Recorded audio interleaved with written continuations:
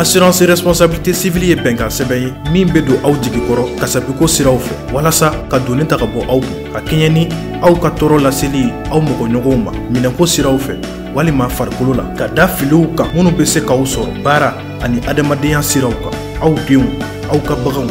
walima fɛn o fɛn n'o bɛ aw ka mara kɔnɔ assurance responsabilité civile professionnelle n'an k'o ma RC Pro o ni aw ka baara kelen-kelenna bɛɛ bɛ taa ni ɲɔgɔn ye bololabaarakɛlaw diɲɛ magobatigiw jagokɛlaw walima kɛnyɛrɛ baarakɛla fɛn o fɛn aw bɛ se ka tiɲɛni don mɔgɔ wɛrɛw kun k'a sɔrɔ an m'a dabɔ a kama RC Pro de ye assurance ye min bɛ don aw jigi kɔrɔ k'aw ka baara kasaraw donni ta ka bɔ aw kun assurance lafiya de ɲɔgɔn tɛ RC Pro la ɲɛnɛmayali la aw ye assurance lafiya ka sini ye hakilisigi kɔnɔ Shirifula tele lajɛbagaw an ka foli ni ta min bɛ aw ye an bɛ yɔrɔ min na ko bi Kayi sira degun min b'a kan bɛɛ b'a kalama an ka laɲini de don fɛn o fɛn bɛ degun se bolimafɛn bolila ma k'a ko ɲɛɲini fɛɛrɛ ka se ka sɔrɔ a la walasa accident ko bɛ nɔgɔya o de la bi an sera direction nationale des routes la walasa degun minnu bɛ Kayi sira kan an n'u ka kuma fɔ solution minnu b'a la labɛn minnu sabatilen don waliya minnu kan ka kɛ walasa fura bɛ se ka sɔrɔ Kayi sira in na ka d'a kan n'i ye Kayi sira in jateminɛ i bɛ taa ye k'a fɔ mɔgɔ caman bɛ boli sira in kan a accident fana ka ca an bɛ yɔrɔ min na ko bi k'a sababu kɛ sira in tiɲɛni o de la bi an sera directeur national des routes ka d'a kan an bɛ yɔrɔ min na ko bi Mali kɔnɔ yan sirako foyi tɛ pan ale kunna walasa a ka se ka ɲɛfɔli k'an ye Kayi sira cogoya bɛ yɔrɔ min na an bɛ yɔrɔ min na ko bi o la directeur an b'i fo i ni sɔgɔma. Kayi sira in a bɛ cogo min na bi a degun ka bon aw kɛlen don ka fɛɛrɛ jumɛnw tigɛ walasa a ka se ka bɔ nin cogoya la sinon an bɛ yɔrɔ min na ko bi sira in tiɲɛnen don kosɛbɛ. I ni ce i ka o ɲininkali la Kayi sira y'a fɔ cogo min Mali économie yɛrɛ jɔyɔrɔ la kɔnɔ an bɛ se ka fɔ importation fɛn min bɛ bɔ kɔ kan ka na ni sɛgɛsɛgɛliw bɛ y'a jira k'a fɔ o sigiyɔrɔma 100 o sigiyɔrɔma 100 fɔ sigiyɔrɔma 75 ɲɔgɔn a bɛ don Kayi sira nin de fɛ o de b'a jira Kayi sira ni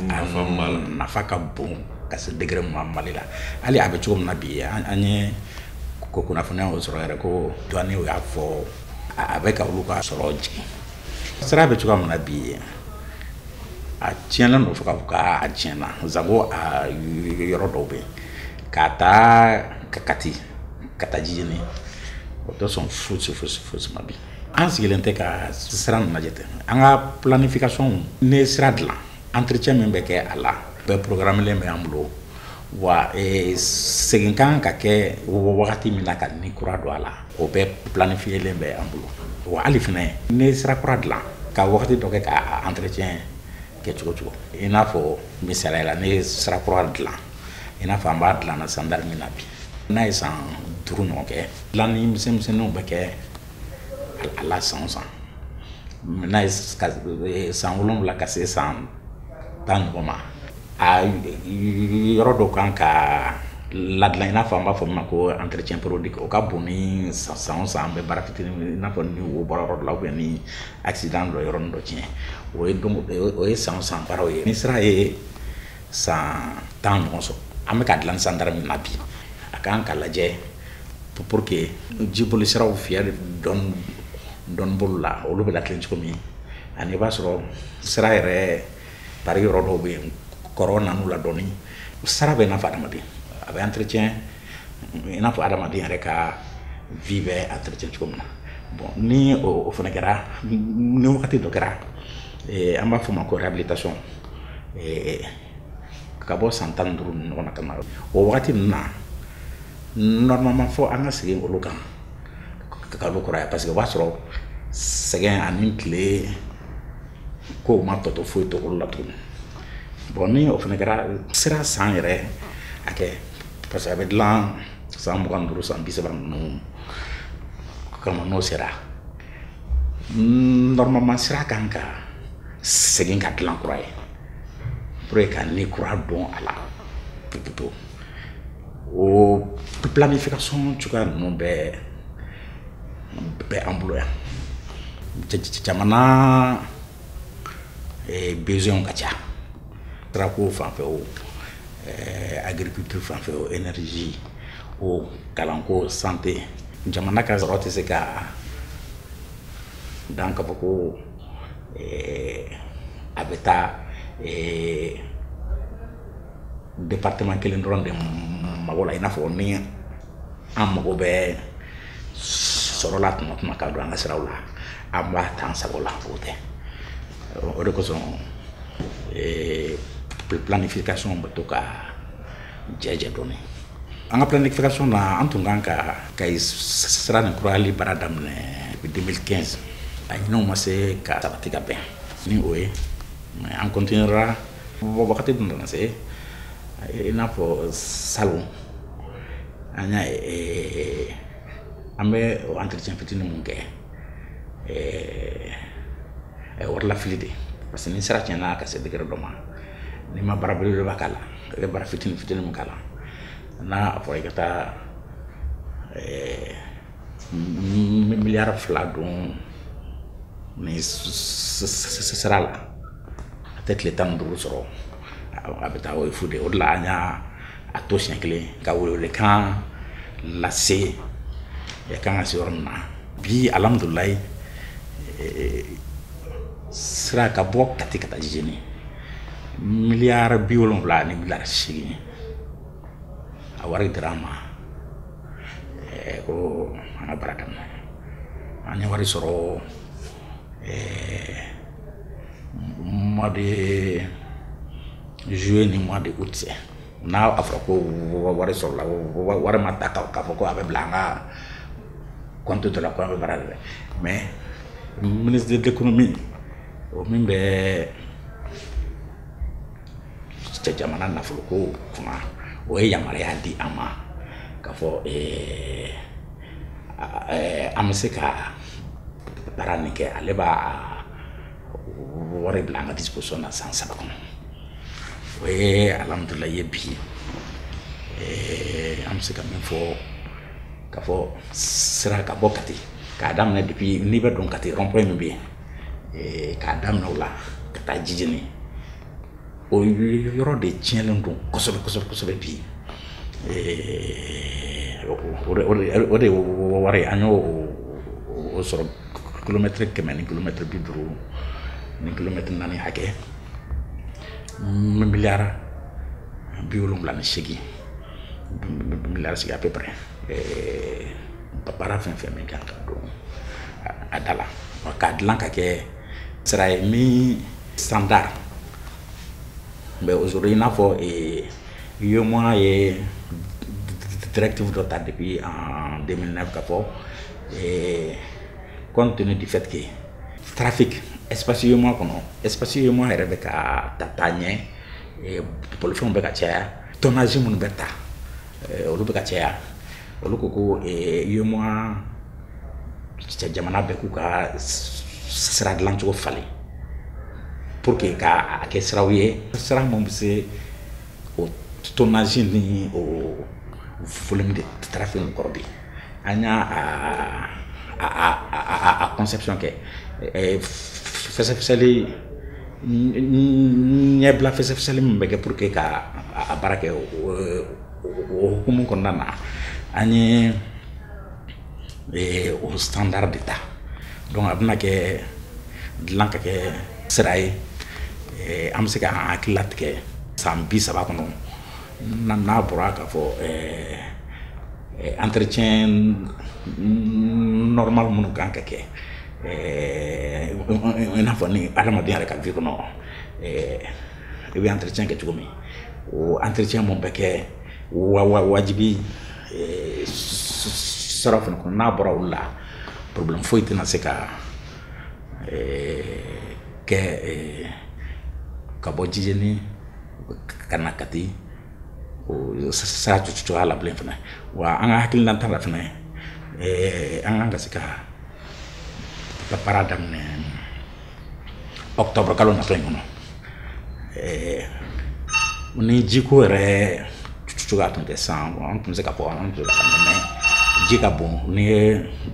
baara daminɛ sisan a kuma se ka kɛ i n'a fɔ en ce moment octobre kalo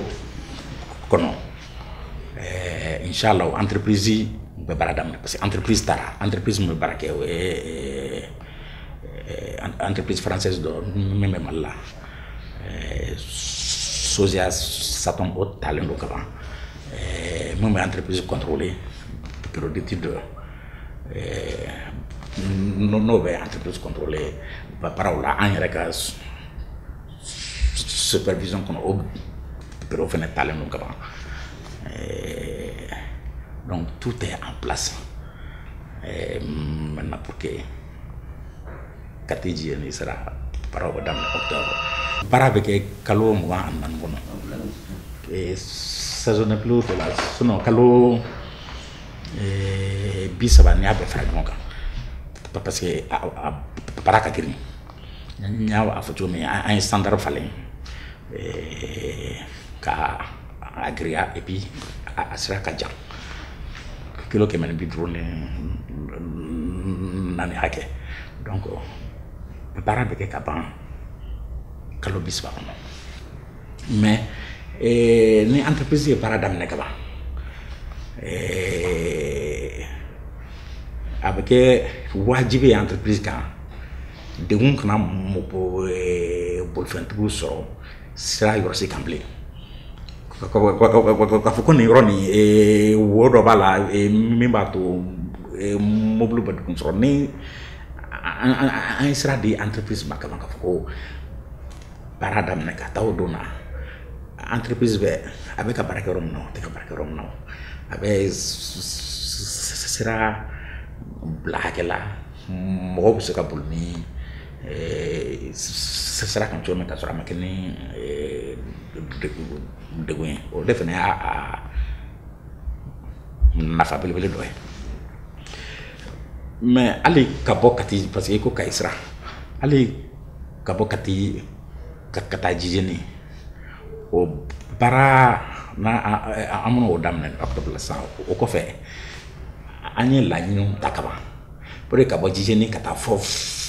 frontière fɛn na parce que an ye an ka planification ani fɛsɛfɛsɛliw bɛɛ y'a yira ni dɔgɔtɔrɔ ninnu fɛnɛ ma ta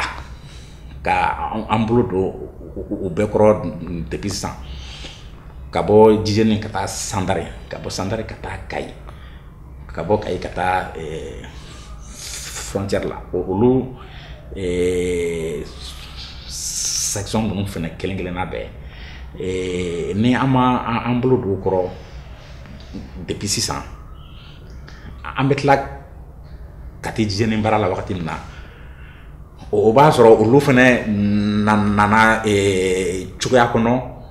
min ye Kati Jijeni ka bi tiɲɛli cogoya kɛ o de la an ye fɛsɛfɛsɛli ninnu kɛ ka ban depuis ka bɔ Kati ka taa fɔ frontière la Sénégal en tout ça fait kilomètre 700 ani kilomètre 10 mais an y'a baara tila sigiyɔrɔma 5 an b'a fɔ min ma ko lo allotissement an ye allotissement kɛ a kɛ allotissement sigiyɔrɔma 5 allotissement fɔlɔ o de ye ka bɔ Kati ka taa Jijeni o baara bɛ daminɛ octobre mais an t'an sigi ka a fɔ ko ni Kati Jijeni baara tuma min an bɛ tɔw daminɛ an kɛlen bɛ ka tɔw wari ɲini fɛnɛ daminɛ depuis sisan an hakili la sira nin yɛrɛ importance bɛ Mali ma cogo min an ka welewelekanw na jaabi pour que a sira tɔ nin bɛɛ lajɛlen an ka se ka segin a bɛɛ kan ka sɔrɔ an ma sigi k'a to a ka tiɲɛ ka se i n'a fɔ Kati Jijeni bɛ degré min na bi laharaya mun bɛ ka bɔ Bamakɔ ka taa Kayi o sirako la bi en tout cas o ye nin cogoya ye mais n y'a fɔ cogo min entretien dɔgɔmanin an b'o kɛla an bɛ continuer toujours ka o kɛ ka bɔ Jijeni ka taa fɔ frontière la entretien an bɛ continuer k'o kɛ mais o de tun tɛ mago ɲɛ bilen ka tɛ Jijeni kan o de la an y'o ta to yen bon au lieu que an ka wari lafili an b'a to n'an y'a baarali wari sɔrɔ tuma min an bɛ alhamdulilayi an bɛ jamana ɲɛmɔgɔw fo la k'a daminɛ jamana ɲɛmɔgɔ yɛrɛ la président Ibrahima Boubacar Keïta ka se premier ministre an yɛrɛ ka ministre Séna Djibira Diop ka ministre de l'économie fana fo kosɛbɛ parce que priorité ka ca jamana priorité ka ca bon an bɛ baara mun kɛ a si tɛ wari fitinin miliyari 70 ni miliyari sigi wa a tɔ kelen n'a bɛ ka ca ni o ye mais an hakilila kɔni nafa min n'i y'a yɛrɛ bɛɛ ta miliyari 300 pour que k'a sira yɛrɛ bɛɛ dilan pewu an ye fɛsɛfɛsɛliw kɛ k'o bɛɛ dɔn ka bɔ o bɛɛ b'an bolo kɔrɔ ka bɔ Kati ka taa frontière la miliyari 300 ani miliyari 70 ni miliyari 5 hakɛ mais an bɛ wari ɲini kɛ parce que sira nin fa ka dilan de jamana approvisionnement sigiyɔrɔma 100 o 100 75 bɛɛ don yɔrɔ min fɛ fo a ka dilan de wari sɔrɔla ka ban financement kɛra ka ban baara in bɛna daminɛ a tɛmɛ bilen mais i tun ko norme internationale la i n'a fɔ a fɔlen don cogo min na k'a fɔ ni sira dilanna a kan ka nin si hakɛya in de sɔrɔ est-ce que Bamakɔ Kayi sira in si y'o sɔrɔ ou bien mun de nana ni a tiɲɛni ye joona pour que olu ka éviter ni sira in dilanna tuguni a ka se ka nafa se bolikɛlaw ma. Très bien. Bamakɔ Kayi sira ka taa fɔ frontière la a bɛ dilan wagati min na a dilan ni subvention dɔ de ye Union européenne an b'u fo yan jamana ɲɛmɔgɔw bɛɛ lajɛlen tɔgɔ la an dɛmɛ jɛkulu bɛɛ lajɛlen fo ka bɔ Bamakɔ ka taa Kayi a sira nin bɛ dilan ni Union européenne ka subvention ye wagati min na k'a daminɛ dans les années 90 ka na 2002 na a dilan ni standard min ye bolifɛn tun tɛ Kayi sira kan parce que o de problème b'an ni an dɛmɛ jɛkulu ninnu ni ɲɔgɔn cɛ wa o de la fana a bɛ fɔ ka caya an y'a f'u ye depuis u ma sɔn a ma fɔ bi alhamdulilayi u sɔnna a ma k'a fɔ an fɛ farafin jamana ninnu na ko la route précède le développement c'est-à-dire ni sira tɛ yen développement tɛ yen bon n kɛlen bɛ ka modèle dɔw de dilan fɛsɛfɛsɛliw bɛ kɛ ni modèle min ye mais o dilannen don an y'o de ɲɛfɔ ye o dilannen don ka bɛn olu ka développement niveau ma kaban donc olu ka développement bɛ niveau min na sira ni ko a ka dilan ka kura ka kɛ cogo dɔ la fo mobili hakɛ dɔ de ka sɔrɔ min bɛ bolo a kan mais yan sira tɛ yen fefefe fo mɔgɔw b'u débrouiller ka bɔ yiriw ni ɲɔgɔn cɛ ou bien buguribilenni sira a bolili ka gɛlɛn ni e ko tant que ni mobili ba hakɛw ma compter o kan ko o tɛ se ka dilan ka kɛ sira manaji yɛrɛ bɛ bɔ min kan an mɛnna an ma ɲɔgɔn faamu o la mais an ɲɔgɔn faamu laban na Kayi sira dilanna o hukumu de kɔnɔ fɔlɔ a bɛ dilan o waati la tuma min mobili min tun bɛ boli Kayi ni Bamakɔ cɛ par jour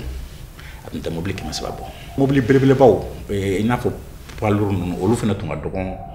o la kosɛbɛ parce que terrain de tun bɛ na ni marchandise ye ka terrain tun bɛ na ni marchandise ye marchandise tɔw tun bɛ na Abidjan fɛ a bɛ fɔ min ma ko ni i bɛ sira dilan kusi damadɔ b'a la an b'a fɔ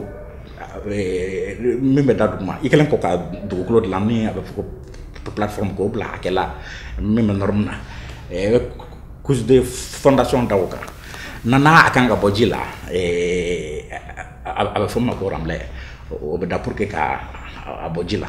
Jebeski yorom na na fo ala kon nan ñoko ni be sala bo donc o ram le ko fait cours de formation beta cours de formation ko fait cours de base bo sans fait cours de base sans fait goudronjin nama forma ko revêtement beta sans fait en 2002 che kay sara la nan subvention mi cours de base ni beaucoup de blende a revêtement no ye manager o yamba fo ma bikus mais o dimension ka beni o mobli hakeni min be buli bulla no not nte mobli ke mesa ba lotle wa pour agrément fo nte bulaka mais ala ito kan ala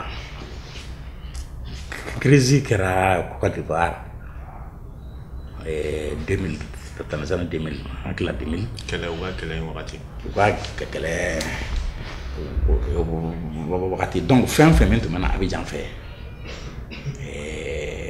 anga importation ko la ko beyele mana Dakar fait donc abina kay donc ce sera tout programmer ka fo asi wakati kono atuntena pour faire hacker min soro ayo o pour faire hacker na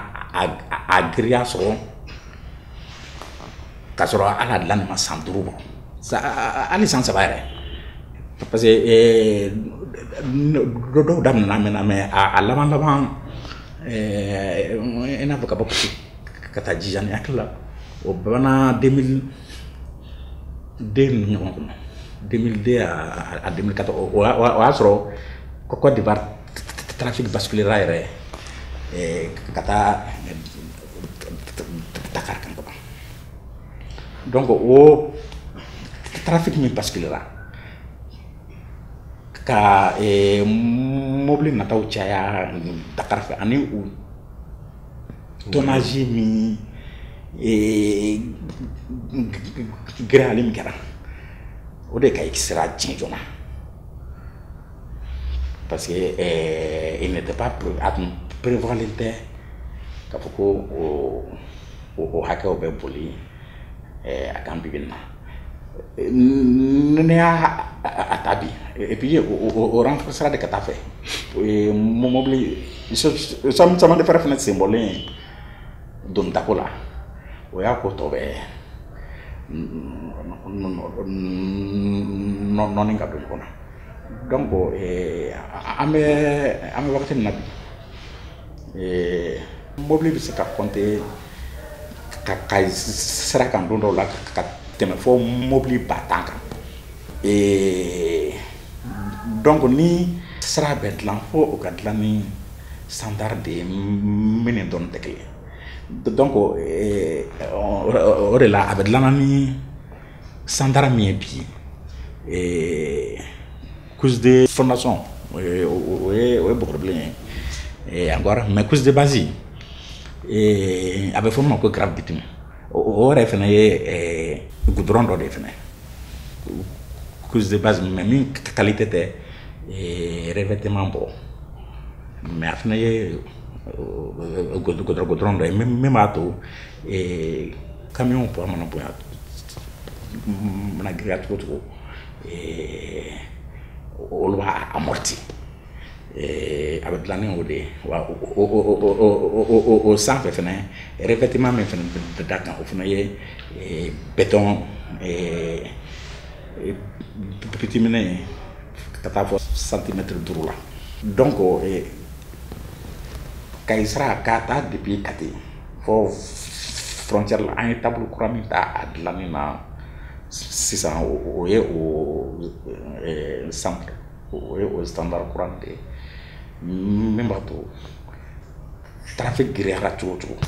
problème tasoro na fra kona guerriera tout problème tasoro mais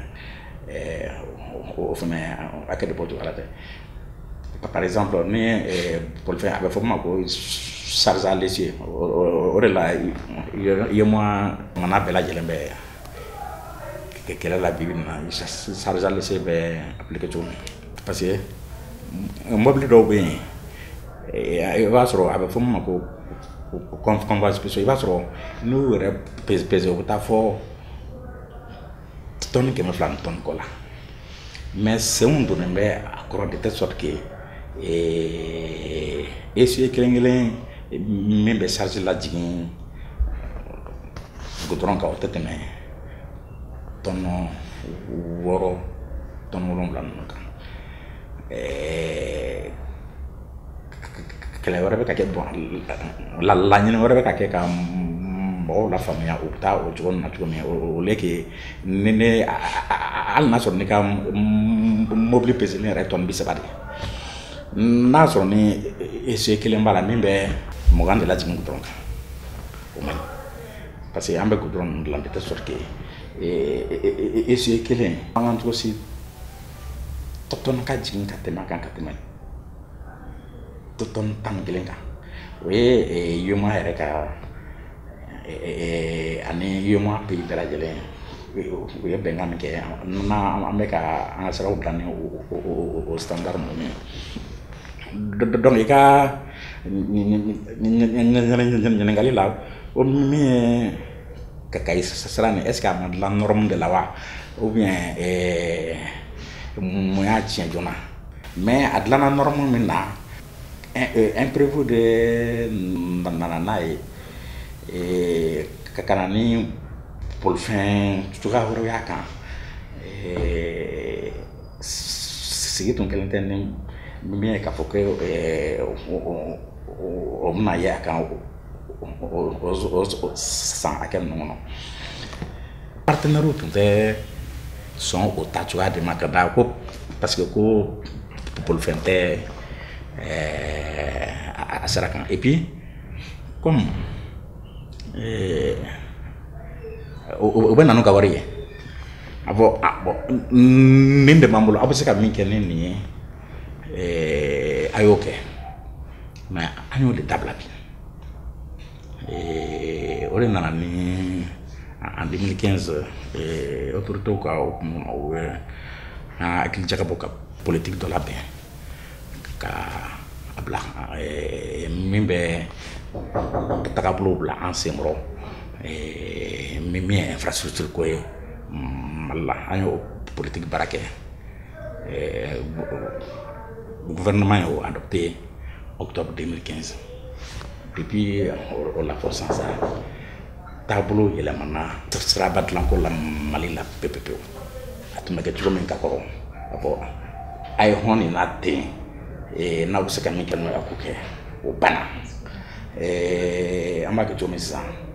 fɛsɛfɛsɛli kɛ nin sira nin bɛ bɔ yan ka taa nin yɔrɔ in na san 30 kɔnɔ yen zone bɛ na développer ka se hakɛ jumɛn ma o développement hukumu kɔnɔna na sira kan ka dilan ka kɛ ni standard jumɛn y compris hali prévision de risque ninnu ko bɛ se ka cun min b'a a to ni sira bolifɛnw bɛ caya ka tɛmɛ prévision kan o bɛɛ bɛ ta en compte ka fɛsɛfɛsɛliw la ka o projet bɔ k'o wari ɲini ni o wari sɔrɔla baara bɛ kɛ tant que n'o wari ma sɔrɔ an bɛ continuer ka wari ɲini parce que il ne sert à rien ka wari dɔ ta ten ka taa dɔ kɛ a b'a dɔn min tɛ si sɔrɔ o de ye yɛlɛma belebeleba ye an ye politique min ta octobre 2015 ni o nana n'o ye. N'i y'a faamu i ka ɲɛfɔli la i y'a yira k'a fɔ n'i y'a ye kaye sira in a dilanna ni norme mun ye a tun ma sigi k'a fɔ ko ni bolimafɛn hakɛya min bɛ sigi boli a kan sisan o de bolila a kan ka da ko caman kan i n'a fɔ Côte d'Ivoire sira tiɲɛni ko kɛlɛ wagati la ani terrain fana jɔli donc bɛɛ bolila kaye sira in de kan o de nana n'a ye parce que a tun ma dilan n'o norme ye o de nana ni sira in tiɲɛni ye joona donc hakili la i y'a yira k'a fɔ sisan sira in a projet financement bɛɛ sɔrɔla maintenant wari mun bena do ala o bɛɛ ok dira o ma k'a fɔ ɲɛna k'a fɔ c'est bon a bɛna baara daminɛ i y'a yira k'a fɔ a y'o bɛɛ prévoir déjà fɛn o fɛn bɛ se ka kɛ ka sira tiɲɛ o bɛɛ prévoira maintenant kuma laban mun ni ladilikan mun b'i bolo k'a ɲɛsin lajɛlikɛlaw ma ka sira k'a ta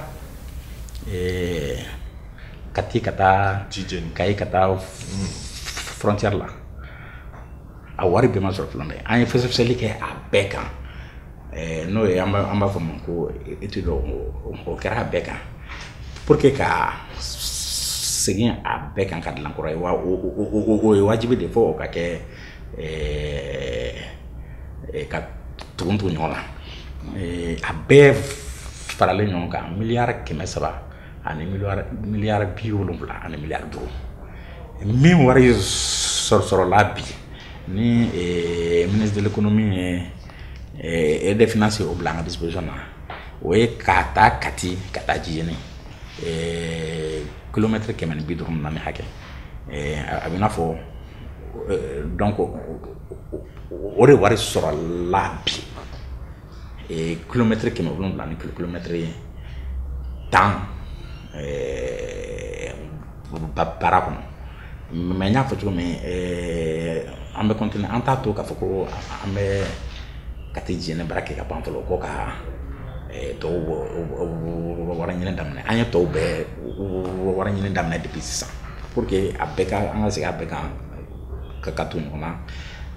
o kɔnɔ n'an ma kɛ ten n'an ye ka taa Jijeni dilan ka ɲɛ cogo cogo n'a sɔrɔ ni ka bɔ Sandari ka taa Jɛma ni o man ɲi ou bien ka bɔ Sandari ka taa Kayi ni o man ɲi a bɛɛ bɛ kɛ problème kelen comportement citoyen jamana den ɲumanya a dɔn k'a fɔ jamana ka hakɛ bɛɛ lajɛlen kelen-kelenna de ka hakɛ dɔn donc i n'a fɔ an kelen-kelen bɛɛ an yɛrɛ ka sɔrɔ fɛnw lakana cogo min an b'an denw lakana cogo min an b'an ka du lakana cogo min jamana ka ni investissement an bɛ kan ka lakana ten cogo la minnu bɛ surcharge kɛ ka ɲin'u fɛ surcharge tɛ na ni foyi ye degun kɔ parce que n'a kɛra a ye sira tiɲɛ olu kelenw de ka mobili bɛ boli o sira tiɲɛlen kɔnɔ donc u ka mobili bɛ tiɲɛ ka sɔrɔ a tiɲɛ wagati ma se bon hali minnu bɛ mobili boli ni accident b'o sɔrɔ accident kelen dɔrɔn k'a teliya i ye accident kɛ i b'a dɔn i ka accident ye fiɲɛ bila sira la mɛ ka i teliya ko parce que mɔgɔ t'a yɔrɔnin na i teliya ka fɛnw cɛ ka taa ka yɔrɔ tiɲɛlen to olu bɛɛ ye comportement ye an kan ka mun to yen hali ni i ma dɔ wɛrɛ kɛ ka laseli kɛ joona k'a fɔ ko nin kɛra nin yɔrɔ in na mesure ka ta joona o b'a to tiɲɛli tɛ tɛmɛ ka se hakɛ la min bɛ taa musaka bɔta cayali kan donc olu welewelekaw de bɛ fɛ ka fɔ ani an tɛ sira baara an tɛ sira dilan k'a fɔ ko mɔgɔw ka to a la an bɛ sira dilan mɔgɔw ka lafiya de kama mais bɛɛ k'i janto i la fana k'a fɔ sira dilan ko ɲuman parce que accident commencera ka caya Kulukoro sira la par exemple o de la n'a ka ɲi sisan mɔgɔw bɛ bolo tɛ dan dɔw yɛrɛ la donc a fɔ bɛɛ k'i janto i yɛrɛ la siraba boli kan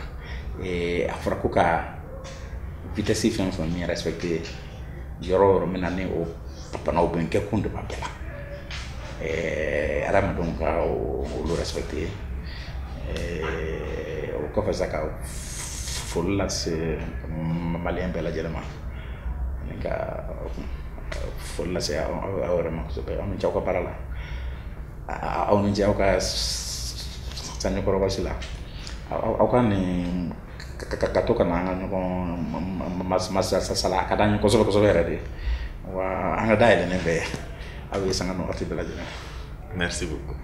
Mɔgɔ mɔgɔ Amina tun ye Kayi sira ko bɛ cogo min na fɛɛrɛ minnu tun kan ka tigɛ ani degun minnu b'aw kan hakili la aw bɛɛ ye jaabi ninnu na a ye caman faamu a la mais an kɔni bɛ fɛn kelen to an kun na sira ninnu dilan kun de ye an yɛrɛ ka se k'an ka nafaw bɛɛ an ka don o don taa ni ka segin k'o kɛ hɛrɛ kɔnɔna la a ma dabɔ ka se ni ka kɛ tiɲɛni ka se an ma bi an ye mun sɔrɔ aw ye o de ye nin hakɛto bɛ n kan sali ala Muhamadu.